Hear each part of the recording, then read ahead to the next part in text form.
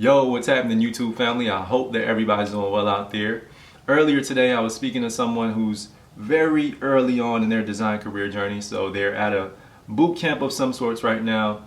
And she was trying to think about, in the next 6 months, what's going to happen and trying to build her community, trying to understand how to network. So in this video, I want to extend that conversation to you all and share some of the tips that have helped me over almost the past decade when it comes to networking. And the reason I wanted to talk about this is because in this current economic climate where people are getting laid off left and right, and you don't know where your next opportunity is going to come from, if you decide to send out your resume into these web portals, it's almost like you're sending it through a black hole. You don't know what's going to happen. And my mom, she was an accountant in the hospitality industry. There was one point where she did not use a resume for damn near 6-7 years, right? And I was amazed by that. And she was the first person to tell me that your network is your net worth, right? That's where I learned that saying from her. So in this video, I'm going to share some tips that have worked for me. So hopefully that can help you in your journey as well, because from what I've seen, I network through sending people emails, through DMs, right? And a lot of times these have led to opportunities that I never really thought about. Most recently, I was looking for a business coach, and the person that I reached out to actually led me to the business coach that I have today. Networking has also led to certain job opportunities, freelance opportunities, speaking engagements. So it's really important that you understand how to network, because that's really what gets opportunities kicked off, instead of you sending a resume into a black hole. So the first thing that has always been top of mind for me is to never have the intention to reach out to somebody for a job. So if I see a job at a company that I like, I'm never reaching out to another designer being like, yo, can you refer me to this job? Especially if I don't know them and they're a stranger, right? And the reason that I don't do that is because that has happened to me so many times, where somebody reaches out to me and wants to get referred to a position, and I don't know them, but it just feels very opportunistic. It feels like I'm being used. It feels a little dirty, honestly. And I think the other thing that crosses my mind when that happens is, if you don't work out and I refer you, then that kind of reflects on me if it wasn't a good fit. And then I'm gonna feel bad and be all in my feelings, so I don't do it. I don't do it to other people. And the second thing that I think has really worked well is when I send out a DM. I use IG in an intentional way, but when I send out a DM or an email, I'm always trying to communicate the intention behind me wanting to speak to that person on a Zoom call, in person, or whatever, right? So I'm trying to let them know that I'm trying to understand about a specific industry. I'm trying to learn more about a specific company. There's some type of information that I'm looking for, and I think that they're the right person.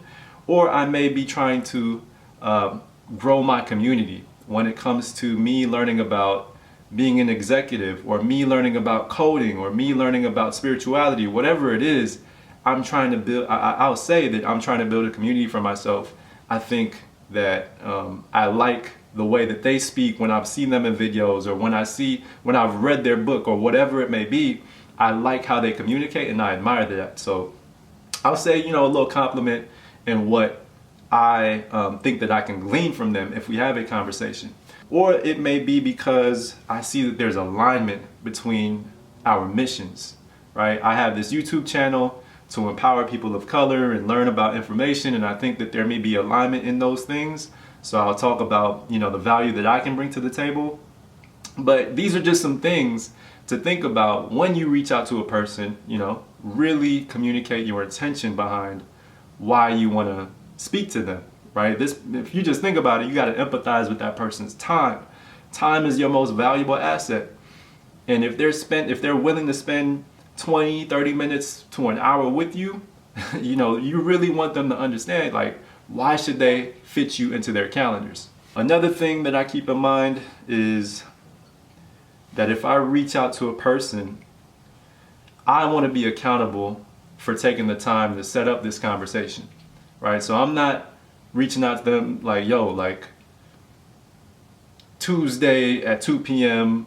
is going to work for me, and I'm the one that wants to be mentored or whatever, right? I'll say, what works for you? Let me accommodate your schedule, and I'll fit my schedule into theirs, right? And then I will be the one to set up the Google Meet or the Zoom Meet or take care of any technical thing that needs to be taken care of, right? Because this person probably has a lot going on already. If they're an executive, they got to make decisions all day. They got people hitting them up all day. It's always people asking for things, right? So you want to make it as easy and frictionless as possible to have that conversation with them. If you got to talk to an assistant, whatever it is, reach out to that next person if they shoot you a contact. So now, if they accept to meet you, right, and you guys are gonna have this conversation, get there on time, you know, open up your virtual meet, get your phone, call them, right, be on time, and as you're having the conversation, listen to them, really try to understand them. Of course, they're gonna ask you what's your story, but once they get to talking, really listen to them and try to uncover what's the biggest challenge through that conversation. What's the biggest challenge that they have in their life right now, in their job, whatever mission that they're trying to accomplish in that moment, what's their biggest challenge?